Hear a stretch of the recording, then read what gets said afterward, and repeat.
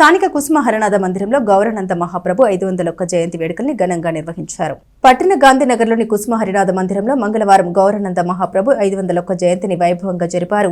ఉదయం 6 గంటల నుండి మధ్యాహ్నం 2 గంటల వరకు అత్తోట అరుణకుమారి భజన బృందంచే భజన కీర్తన ఆలపించారు. గౌరానంద మహాప్రభుకు అభిషేకాలు, ప్రత్యేక పూజలు జరిపించారు. స్వామివారి విశిష్టతను గురించి రాజపూడి సుజాత, మోహన్ రావు భక్తులకు వివరించారు. ఈ కార్యక్రమంలో ఎస్వి యోగా కన్వీనర్ ముద్దా భక్తుని రమణయ్య, ఈఎల్వి అప్పారావు, దుర్గా ప్రసాద్, పి శ్రీనివాసరావు భక్తులు పాల్గొన్నారు. అనంతరం అన్నప్రసాద వితరణ చేశారు.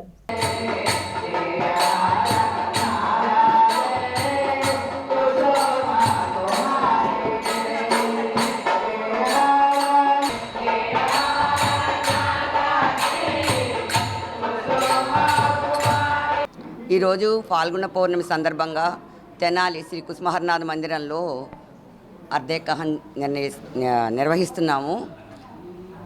ఇవాళ గౌరాంగుడు పుట్టినరోజు సందర్భంగా నిర్వహిస్తున్నాము. అయితే గౌరాంగుడు మనకి ఏం చెప్పారంటే, మనల్ని ఉద్ధరించడానికి హరే రామ హరే రామ రామ రామ హరే హరే, హరే కృష్ణ హరే కృష్ణ కృష్ణ కృష్ణ హరే హరే అనే నామాన్ని మనకి ప్రచారం చేశారు. ఎట్లా అంటే, తిరుపమెత్తైనా జీవించు కానీ భగవన్నామాన్ని విడవకు. తిరుపమెత్తడం అంటే బిచ్చమెత్తడం అన్నమాట. అప్పుడు నీకు ఏ కొరతలు ఉండవు, నువ్వు చాలా మనశ్శాంతిగా ఉంటావు అని చెప్పారనమాట. దాని మూలన ఫలితం ఏంటి అంటే, 1,00,000కి కోటి హెచ్చవేస్తే ఎంత అంటే 1 పక్కన 12 సున్నాలు పెట్టినంత ఫలితం వస్తుందటండి భగవన్నామం చేస్తే. ఈ ప్రాపంచిక బంధాలు వాళ్ళకి ఎట్లా అయింది, వీళ్ళకి ఎట్లా అయింది, ఎట్లా జీవిస్తాను అనే దిగులు చింత మనకి పోతుంది ఆ భగవన్నామం మూలాన. అంతేకాదండి, ఆయన పుట్టింది కూడా పౌర్ణమి, ఫాల్గుణ పౌర్ణమి చంద్రగ్రహణం రోజున పుట్టాడు ఆయన.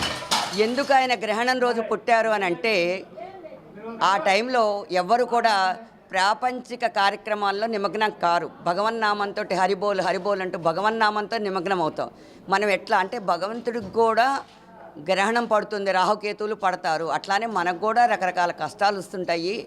దాని గురించి మనకేమీ బాధక్కర్లేదు. హ్యాపీగా ఇలాగ చేతులు 2 పైకెత్తండి, నామం చెయ్యండి. మీరు కోరుకోవాల్సిందల్లా నామము, ప్రేమ, భక్తి, ఈ 3.